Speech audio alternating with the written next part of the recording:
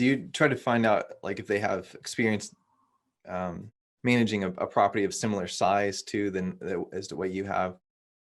Yeah, it's not just about the size too, it's about the classification because as you're well aware, Todd, there's A, B, C, and D classification of properties. Well, somebody who's used to managing an A class property and you want to hire them to manage a C class property, chances are they're going to fail. And you might say, well, wait a second, why would they fail? They're already managing an A class property. That's a really nice property. Well, typically in an A class property, the people who are renting those properties, the apartment units, they know that they're supposed to pay their rent on time. It's very rare for one of those property managers to have to go, knock on the door and say, hey, your rent is due. There's a lot more of that happens in C-class properties because people want to wait until the last second to pay their rent. And property managers have to be more proactive. They have to go after the residents. They have to potentially work with them on payment plans. And some A-class property owners don't get that. Some of the C-class property or property managers don't get that. Some of the C-class property managers don't understand that you don't have to be as iron-fisted with an A-class property, where you're always going around and bugging and harassing your residents to try and get them to pay on time. Nicely, of course, but it's a completely different animal. So it's not just about the size of the property, but it's also about the classification of the property and what that manager is geared towards managing on a regular basis. And then what about like their fees? Like what kind of things do you look for with their like management fees and their like late fees, all that kind of stuff? Yeah, well, so real quick regarding the late fees, one of the things you want to read in your management contract is who gets the late fee. There are some management contracts where the property manager figures, well, if we go out and we're able to get them to pay the rent, then we deserve to get the late fee. I don't necessarily argue that with the property manager. I just want to know who actually gets it, because whether they get $15 or $25 or $50 or whatever it is, in some cases it's $100 or more, I'm fine with them getting and paying them what they're worth and the money that they're earning.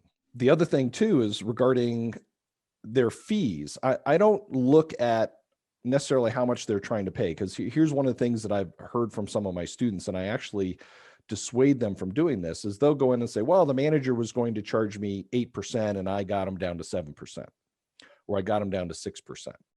Well, you have to take into consideration that if they have, let's say 300 units that they're managing and you have a 10, 12 unit building or 100 unit, well, if you have a 100 unit building, it's a completely different story because you're going to have an on-site manager.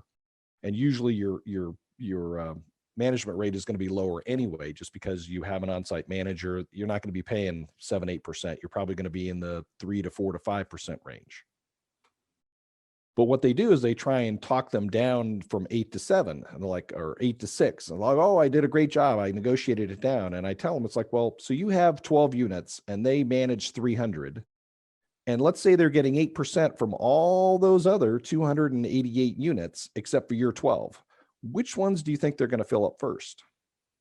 Those at 8% or yours at 6%? Now, technically what a manager should be doing if they have multiple properties is they should be taking the residents around. If there's a bunch of smaller properties that they manage, take them around and show them a couple different properties and let the resident decide which property they want to move into.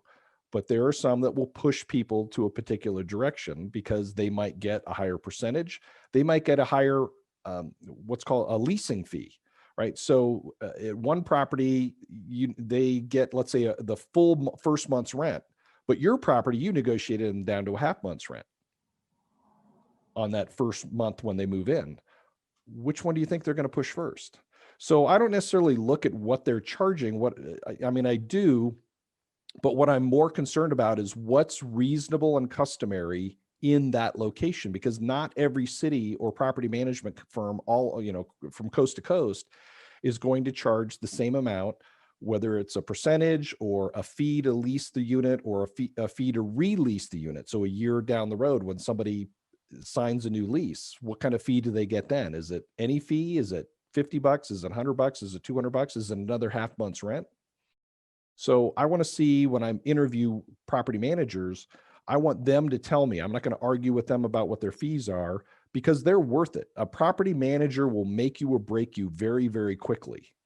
And if you're trying to nickel and dime them, they're going to try and make up for it some way. Yeah, so you want to kind of align your interests, then theirs and yours, and make sure that there's incentive to them for them to do a good job then.